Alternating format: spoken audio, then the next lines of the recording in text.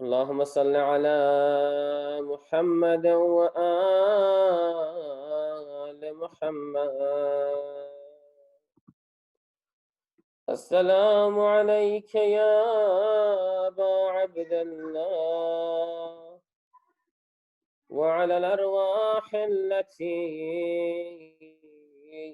حلت بفنائك. عليك مني سلام الله أبدا ما بقيت وبقي الليل والنهار، ولا جعله الله الآخر العهد مني لزيارتكم.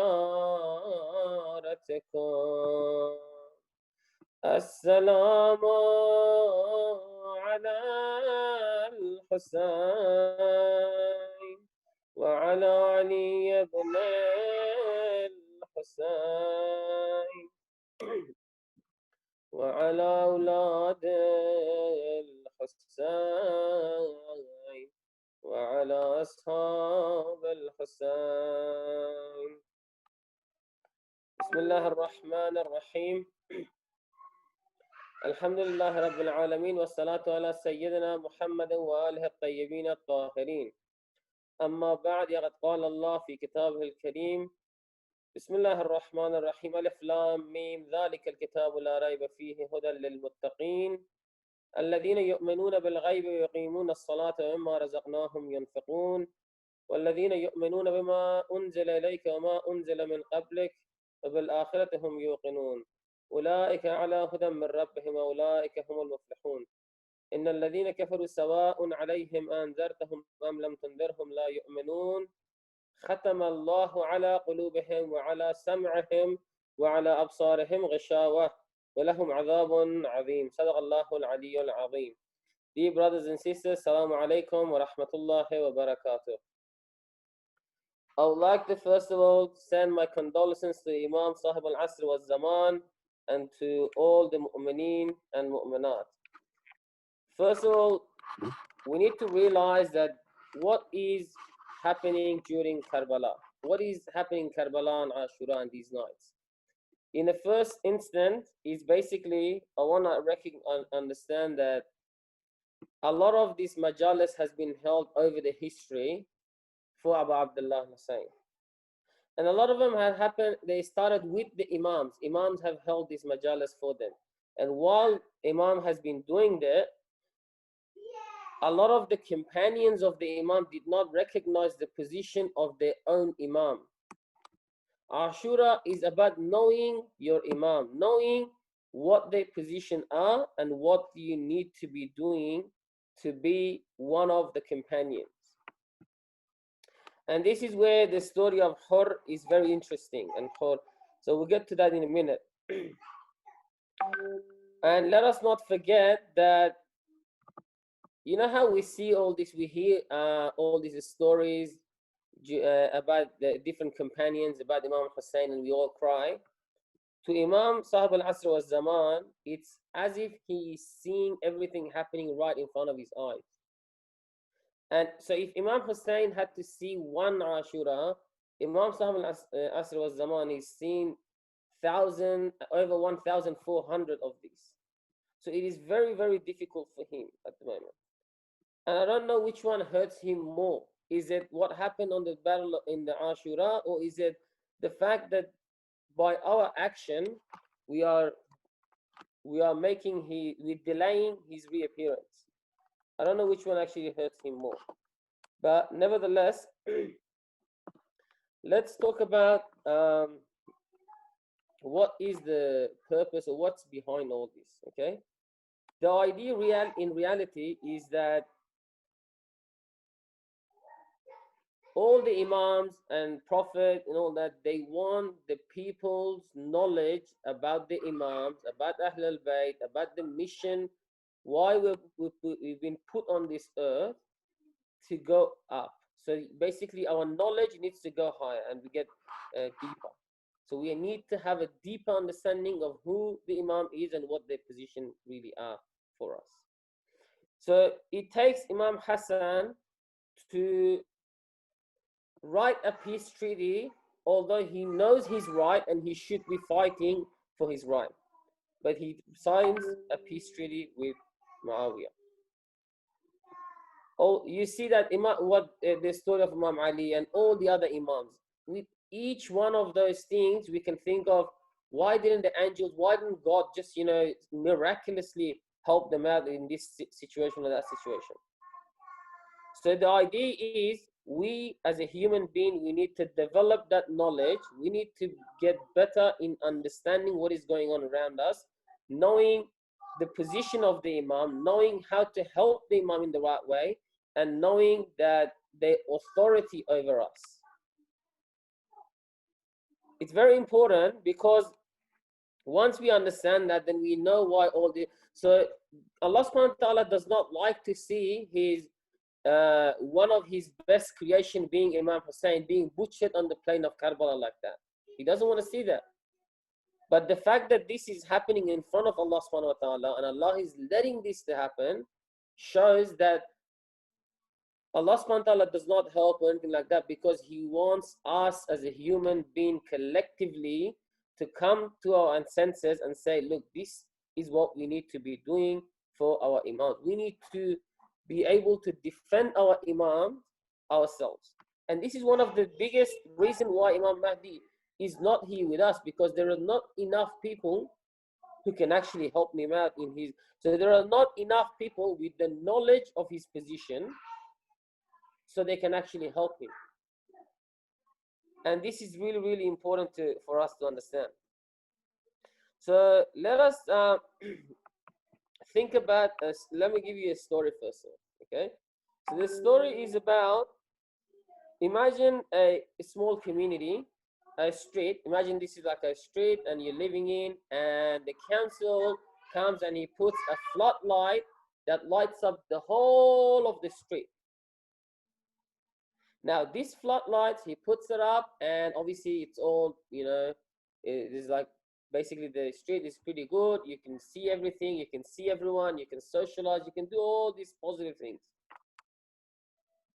And then the kids in this community, or one or two or some people in this community, they don't like the light, they come and they grab some stones and they break these floodlights. So then council, being very generous, being very nice, obviously they really love this, light that they put in the floodlight. It's very expensive for them, but they're paying this money to put it for the people in this street. And they put another one there for you. And then the people come, the kids or whatever, they break this light again. They put another one, it gets broken again. What is happening is the people in this street or in this community, they do not understand the value of this light. They do not have that knowledge. So what happens, this council says, okay, you know what? I will take away this light. I will not put it back unless you people show me that you deserve this. So they take it away. They take it away. What happens? It becomes darkness that's going to take over the whole street at night. And you see robbery increases, murder, and all these wrong things that starts to increase in this street. People start to realize, no, wow, this is really important and we need this light. They go and they beg the council for the floodlight. What does the council do? The council say, look, I don't trust you guys. You guys don't, the history shows that you didn't appreciate this enough. So what I will do is I will give you a small light. I'll give you a small light in few different places in your street. It will not cover the whole thing, but if you can show me that you can behave, if you can show me that you can appreciate these lights, then I'll give you the big floodlight that we had before. So this is the example of the Imams. Allah subhanahu wa ta'ala, being very merciful, has given us all these things. Allah subhanahu wa ta'ala has given us many guidance. Allah subhanahu wa ta'ala has given us many Imams. 11 Imams have been coming to us. Imam, one after another, have been coming to us. And Allah subhanahu wa ta'ala has given, and what we have done, we didn't appreciate them. again, it doesn't mean that all of us were the one who killed Imam Hussein. It doesn't mean that it was all of us who killed Imam Zayn al-Abidin or Imam Ja'far al-Sadiq or another Imam. But the fact that the Imam was killed amongst us and we let that happen, then we are to be blamed for this. So now, the reality now is that we need to improve ourselves to make sure that this does not happen with Imam Mahdi. Many people used to go to Imam's house, mourn for Imam Hussein, but they didn't realize their Imam of their time was sitting in front of them, and they need to show their appreciation for this Imam right now. They didn't. So for us today, we need to learn the story of, when we look at Karbala, we need to understand that this is the story for us. For us to understand that if we keep saying, Allahumma ajjal walik al-faraj, if we keep asking for Imam Mahdi to come, and he comes, but we don't respond well with him, what's going to happen? Another Karbala is going to happen. Allah subhanahu wa ta'ala does not want all this Karbala and Ashura and all these things that happen all the time.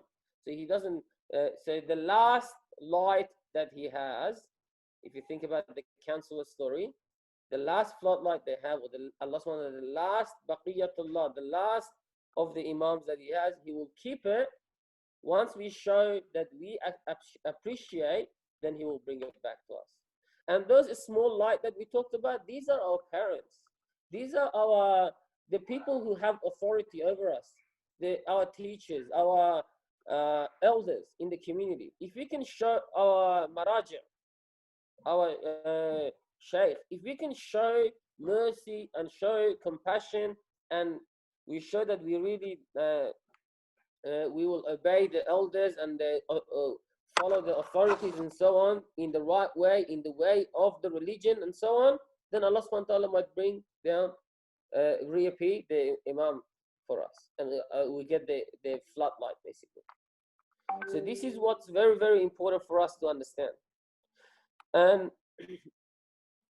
And basically, all these things that are happening right now, the Ashura is happening today.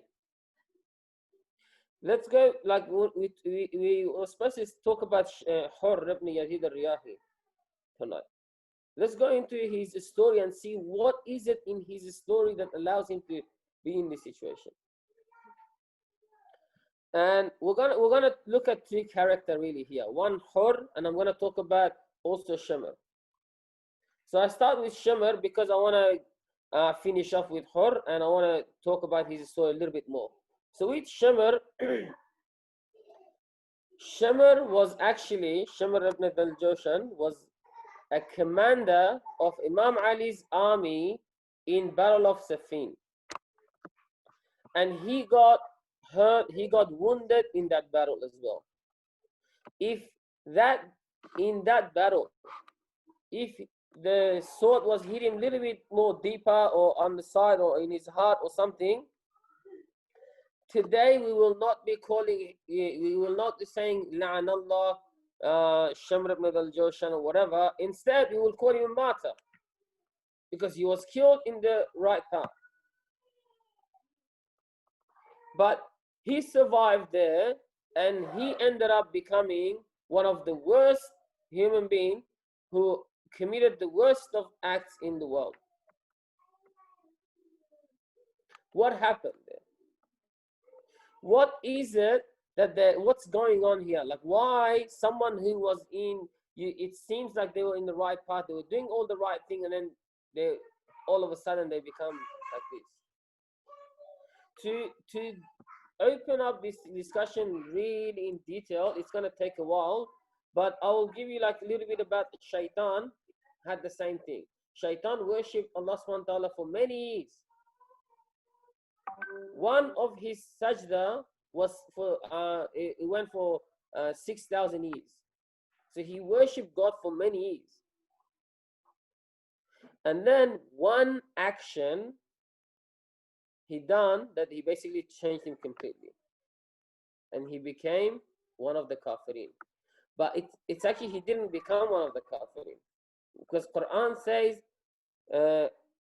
he kana min al kafirin, so he was from the kafirin, but he was hiding it, and now he was able to show it at this point when he didn't do sajda to Adam alayhi salam. So in the same way, Shamar had the potential to be this treacherous person, but he didn't show it at that time. He was able to show it in later time. But I want to explain, I want to talk about why this happened. What is it in their life that basically makes them from where they are to make a big, big difference in what they're going to become? And if you're going to think about this, I want to give an example first of all. The example is, you see, when someone goes and sit down the HSC exam, which is what we do, it's a high school, at the end of high school, you sit down, you do a HSC examination. And when you go and you sit there and you do that, that is not, I don't know, 1 week of a study. That is not 2 weeks of a study. That is not the study that you've done for the year. That is your whole entire of your schooling from kindergarten all the way to 11, 12. You are putting it on that paper. So our last moment decision, the decision that you make at the end, it is not the decision that is made by, it is your whole life decision. It's a decision that you've been making throughout your life, but at that point, you just show it up. So this is really important to understand, okay? So in the same way, so that the person who from E1, E2, E3, E4, all the way primary, high school, they got into the right habit of studying. They always basically looked after the understanding and of the concepts and so on. They trying to ask the teachers more questions. These people over time, they require a lot of knowledge and they end up doing really well in the HSC as well. But someone who didn't care at all, it is not very easy for them to straight away become and do really well. Okay, but what is it that makes them say it's that whole life decision? Okay, so now, so another thing is basically, if you think about it, we always say that the Ashura, what happened on Ashura and Karbala is the result of what happened in Thaqifa. It's the result of taking Imam Ali's right away. Okay, it's like the reason for that is, and this is why people don't really see these things. Okay, because something small happens when Imam Ali's right is taken away. Small, it looks like very small. Okay, who cares? Like instead of him, someone else is ruling, but he's still there. Nothing happened. No one died. Okay, but over time, what happens is this diversion that has happened, it's gonna become bigger and bigger, and it reaches a point where now it's gonna become deadly. It can basically, it becomes a really, really big diversion. Okay, so this is what's really happening here. Okay, so someone who could be really, really bad, or sorry, really, really good, and they make small mistakes, and it creates a big diversion over time. You know how when you have like a little cut or something on a cloth or something, if you don't take that cloth off and fix it, over time that's going to grow and become bigger and becomes like you end up having a whole shirt being ripped off over time. Okay, so this is what's happening really. So there's like a little things that over time. So there are certain things about Hur that I'm going to talk into now. Hur is the one, yes, he's the one that stopped Imam Hussein. Yes, he's the one that basically, if he didn't stop Imam Hussein, he would probably get to Kufa. But and probably Imam Hussein would have take control or something that would have happened there. But the idea is, again, let's not think about this. Say like, oh, if Hur didn't stop Imam Hussein, he would have get to Kufa. He wouldn't have all these things. because then we could have had another Imam Hassan. Yes, the people of Kufa told Imam Hussein that they're going to help him. But what if they would do the same thing that they did to Imam Hassan? So we don't know that. So we can't really judge him on that. But he did stop Imam Hussein, and he did. But he had few different values that made him change completely. Number one, when Imam Hussein stops and he stops Imam Hussein, Imam Hussein tells him that let me get past, and he says, no, I can't let you. Let me go to Kufa. I've got so many letters and so on. They've asked people inviting me. I just want to go there. And he said, no, I can't let you go. And he says, okay, let me go back. I want to go back. And he says, no, I can't let you as well. Imam Hussein said something very, very, very important here. He says to him, may your mother weep over you. And it's very important to understand. A lot of time I used to think to myself, why is Imam Hussein saying this? Why is Imam Hussein using such a language towards him? But Imams tell you what you need to be guided. Okay, Imam does not tell you something that, that's not going to make any effect on you. There are certain things that can make an effect on you. He will specifically tell you that. So when Imam Hussein talks to Zuhair, he tells Zuhair was Uthmani. He used to believe that, for example, Imam Ali and his children were the one who killed Uthman ibn Affan, because Muawiyah used to tell everyone this as well. So he said that it wasn't, and he used to say that why did, for example, Imam Ali, when he took over, he became the leader, why didn't he held up a court to basically find out who killed Uthman and basically punish them for what they done? And then so Imam Hussein says something to him. He says, okay, so if this was the case, Muawiyah eventually became the leader. Muawiyah eventually took over. When Muawiyah got it, why didn't Muawiyah held up the court? And then Uthman changes his mind and he understands that yes, this is the case, and so he understands what's going on. So gives him a little bit of logic of what he needs to be guided. In the same way, Imam Hussein says what her needs. He says to him, may your mother weep over you. And he says, if you were anyone else, I would have replied in the same way. But because your mother is Fatima al-Zahra, I cannot reply like that. So Hur has something from the beginning in him. There is some sort of guidance in him. And that's why Allah subhanahu wa ta'ala ends up guiding him. Okay? So another second thing that he does is when Imam Hussein wants to start praying, he wants to pray and he tells Hur, you go lead your prayer there, I'm going to lead my prayer here. And he says, no, because you're the grandson of Rasulullah, I'm going to pray behind you. Why would I make another prayer? I'm going to pray behind you. And this shows that he had a lot of respect for Imam Hussein. And because of that respect, he was able to return on the day of Ashura.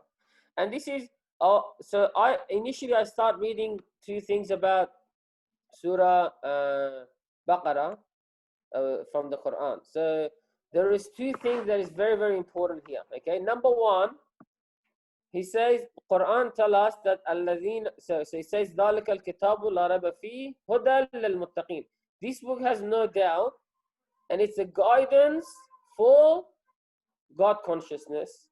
Those people who are God conscious, who fear Allah subhanahu wa ta'ala. Okay, so number one, you need to fear. So there is two guidance being mentioned here. So you need to fear Allah, you need to be God conscious, and then Allah subhanahu wa ta'ala will guide you further. So hudal lil muttaqin. Hudal means you need to become a muttaqi first, and then God will guide you more. Okay, so there's two things here. But it also has another things here. This is we can talk about this. There's a khatam Allah ala qulubihim wa ala sam'ihim.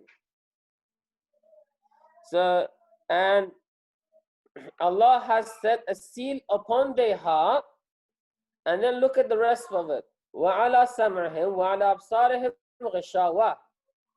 And upon their hearing and over their vision is a veil. So it's very important. It is a veil. So on their hearing and on their eyes, they cannot hear and they cannot see. And obviously, we're talking about seeing the truth and hearing about the truth. So these people, and then Allah subhanahu wa ta'ala put the lock, the seal on their hearts. So although the verse seems like Allah subhanahu wa ta'ala put the seal on their heart and they can't hear and they can't see. Okay, but why Allah subhanahu wa ta'ala put the lock? Because they cannot hear and they cannot see. So the verse is telling us really, hearing and seeing is the two main receivers of information for us. So if we block that, we cannot get the guidance from God anymore. So it's as if you have a seal on your heart there. So again, there is two misguidance essentially. Number one, you misguided yourself, okay, by closing your ears and not listening to the truth, closing your eyes, not seeing what the truth is, and then Allah subhanahu wa ta'ala put a seal on your heart, meaning that whatever Allah subhanahu wa ta'ala sends you, you're just not going to receive it because all the receivers are basically blocked, so you're not going to receive it. So this is what happens to Shumar. This is what happens in Ashura. So Imam used to go in the battle, he basically trying to give them a lecture, talk to them, bring them to their senses to make them understand what they're doing. Again, they wouldn't understand. Okay, they wouldn't understand because they were misguided so much. They had so much misguidance in them. And this is why I'm trying to say to you that it is, again, now, going back to the story about Imam Mahdi al-Jalla Ta'ala Sharif, our story happens now. Our decision of whether we are going to be in the army of Imam Mahdi when he appears or we're not going to be in his army happens now. We need to correct all our life, correct our transactions, correct our behavior with our parents, teachers, and so on. We need to correct how, perfect our prayer, salah, fasting, all these things.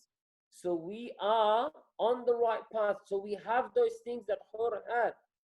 Remember I told you about two things that Hur had, that he showed beforehand?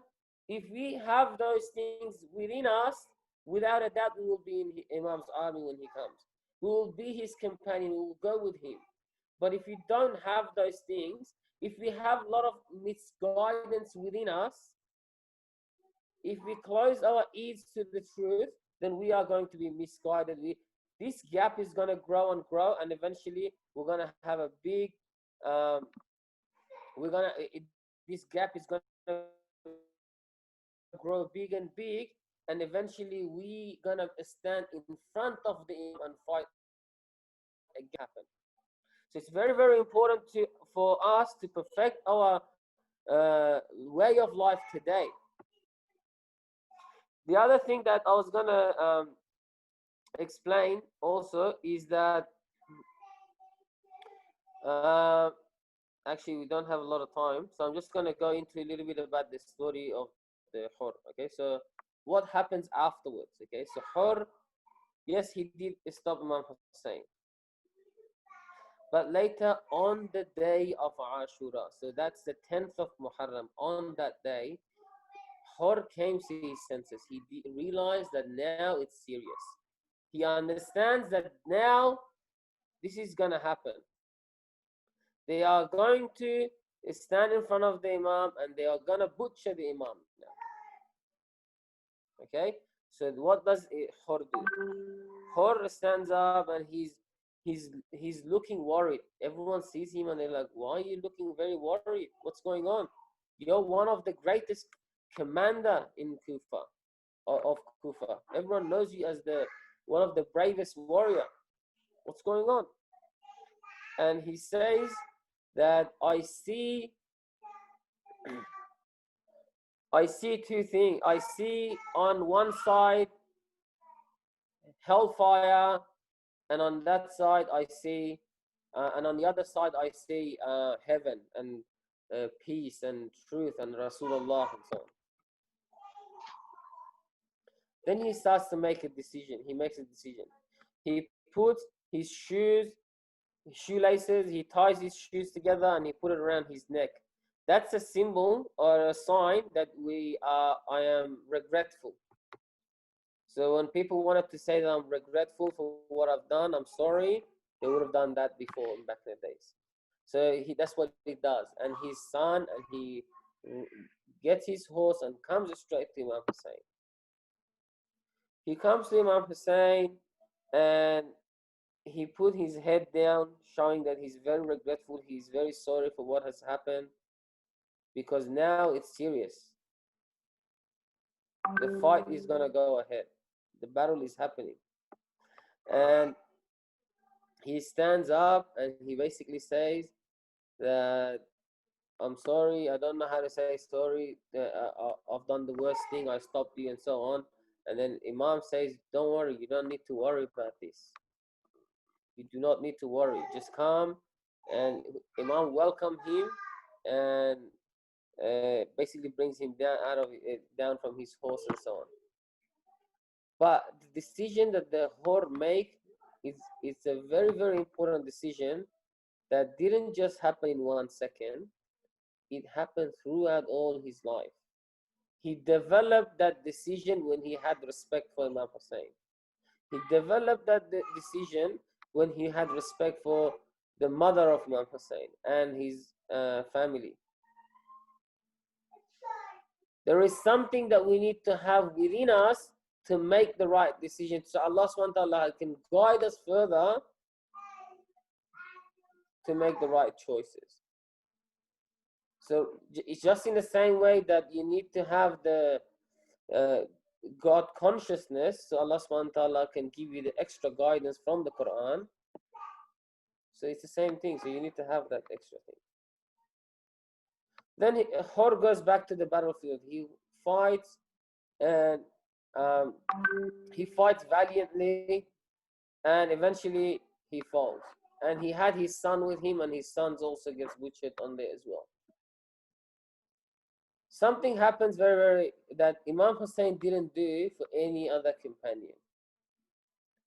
He goes to Hor, and so Imam Hussein used to go and basically get to all of his companions after obviously they've been finished. He would go to all of his companions, bring them back. We'll go one at a time, bring them back to the Qiyam. So when he goes to Hor, he sees that his head, there's a lot of blood coming out of it.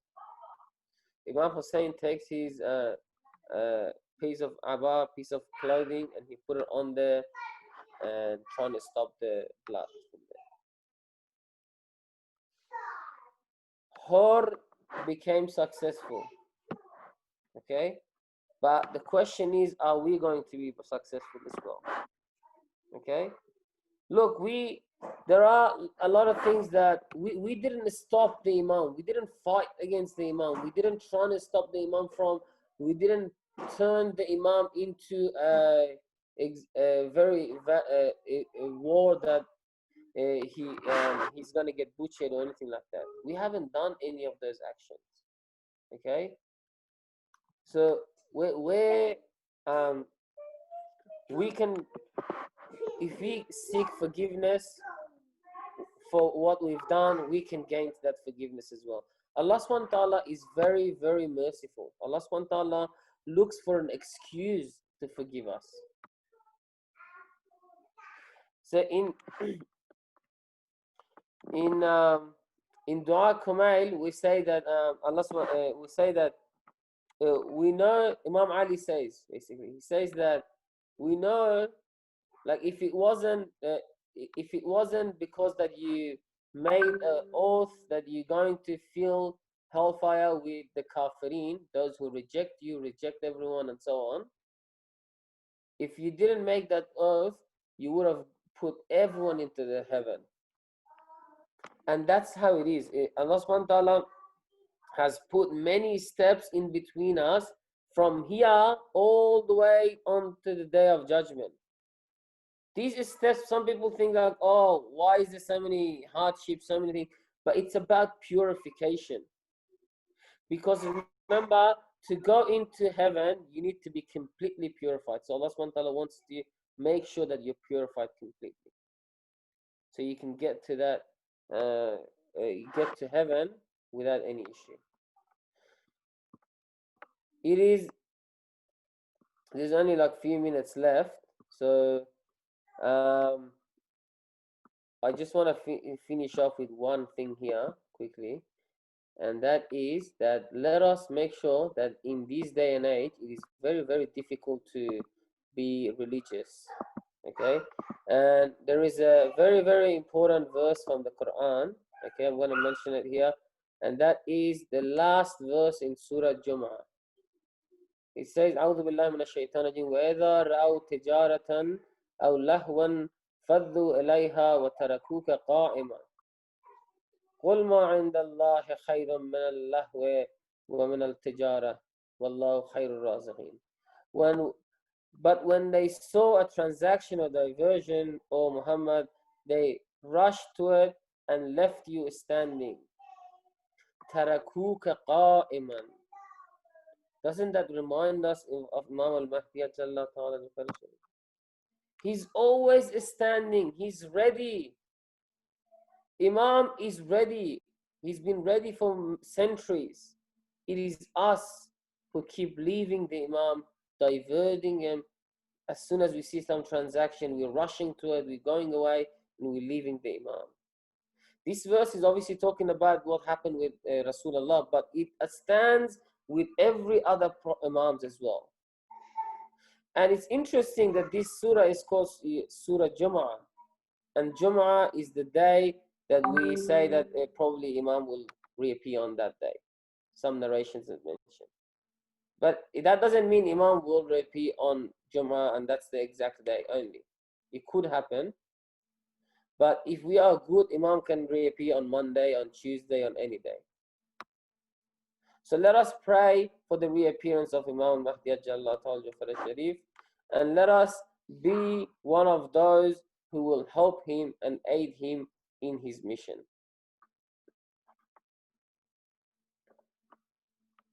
Sallallahu ala Muhammad wa ala Muhammad. And I will finish this.